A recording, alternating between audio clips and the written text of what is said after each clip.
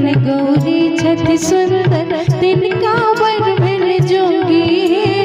दुर्गा सन गौरी छति सुंदर तिनका वर भेल जोगी। लक्ष्मी सन गौरी छति सुंदर तिनका वर भेल जोगी।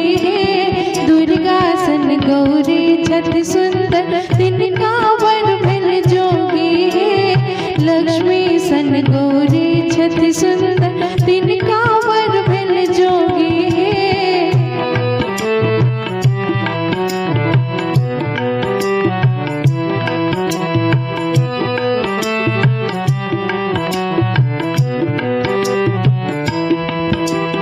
पानक पातिल नाक पकड़ बन,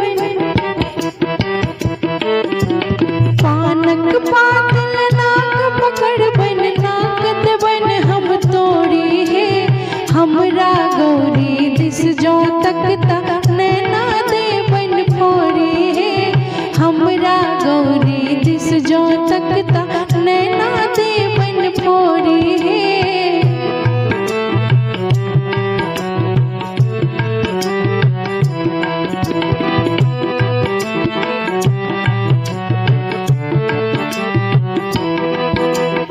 गर्दन में चादर हम बन बन, गर्दन में चादर हम बन बन, गर्दन देवन तोड़ी है।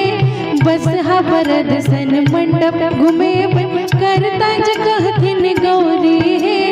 दुर्गा सन गौरी छति सुंदर तिनका वर भेल जोगी है। लक्ष्मी सन गौरी छति सुंदर तिनका वर भेल जोगी है।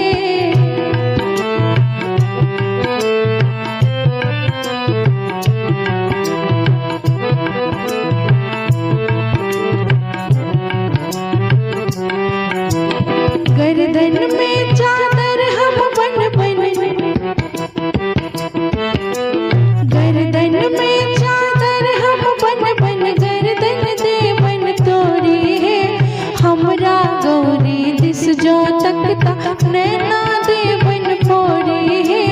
हमरा गौरी दिस जो तकता नैना देवन फोड़ी है। दुर्गा सन गौरी छति सुंदर तिनका वर भेल जोगी है। गर्दन में चादर हम बन बन, गर्दन देवन तोड़ी है। हमरा गौरी दिस जो तकता नैना देवन फोड़ी है। दुर्गा सन गौरी छति सुंदर तिनका वर भेल जोगी है। लक्ष्मी सन गौरी छति सुंदर तिनका वर भेल जोगी है। ई वीडियो अगर अहाँ सबके नीक लागल हो, ई गीत अहाँ सबके अगर नीक लागल हो तो चैनल के सब्सक्राइब जरूर करी। रूपम हृदय चैनल के सब्सक्राइब क के बेल आइकन जरूर प्रेस करी। एहन सन के आर गीत सुना के लेल चैनल पर अपन उपस्थिति जरूर दर्ज करी।